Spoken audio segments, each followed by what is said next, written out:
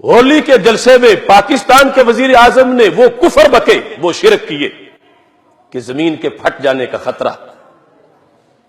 ہم منبر و محراب کے وارث ہیں، ہم نے کلمہ حکمرانوں کا نہیں پڑھا، کلمہ رب ذوالجلال کا پڑھا۔ اور اس واسطے وہ علماء جو آج گنگ ہوں گے، قیامت کے دن انہیں جواب دینا پڑے گا۔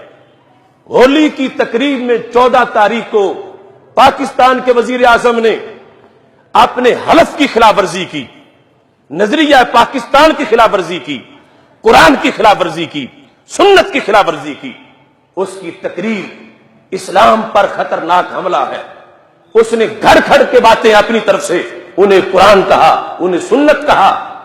ہم برسریام اس سے توبہ کا مطالبہ کرتے ہیں کہ جس قرآن اور سنت کا وہ حوالہ دے رہا ہے اور پھر یہ کہہ رہا ہے کہ یہ جنت دوزخ کے فیصلے ہم کرنے نہیں آئے، تو جنت کا فیصلہ رب نے کیا ہے اور ہم اس قرآن کے پابند ہیں جو رب نے ہمیں عطا کیا۔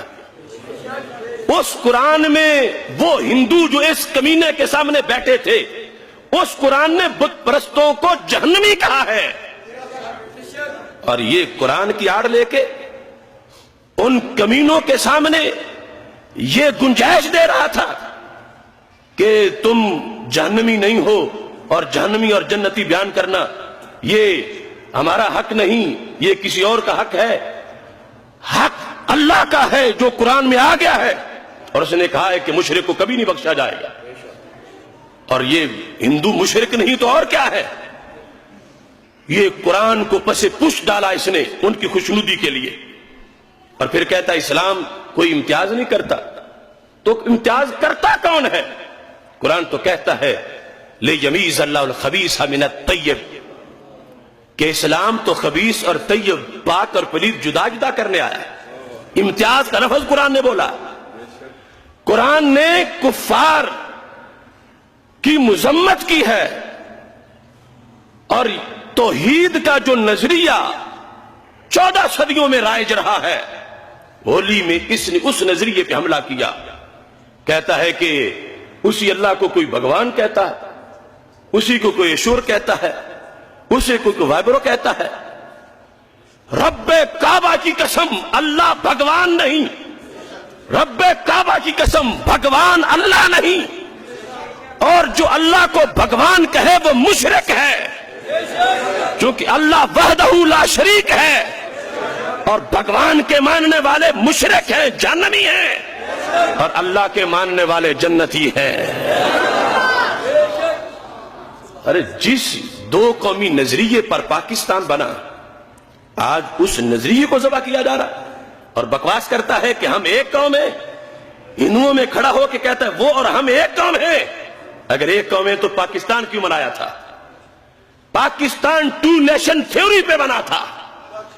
20 لاکھ جانیں دو قومی نظریے پر دی گئی تھیں کہ ہندو کی قوم اور ہے، مسلم کی قوم اور ہے، اور ہمارے بزرگوں نے قرآن و سنت پڑھ کے بتایا تھا کہ قوم گلی سے نہیں بنتی، قوم محلے سے نہیں بنتی، قوم دریاؤں سے نہیں بنتی، قوم پہاڑوں سے نہیں بنتی، قوم جغرافیے سے نہیں بنتی، قوم مدینے والے کے کلمے سے بنتی ہے۔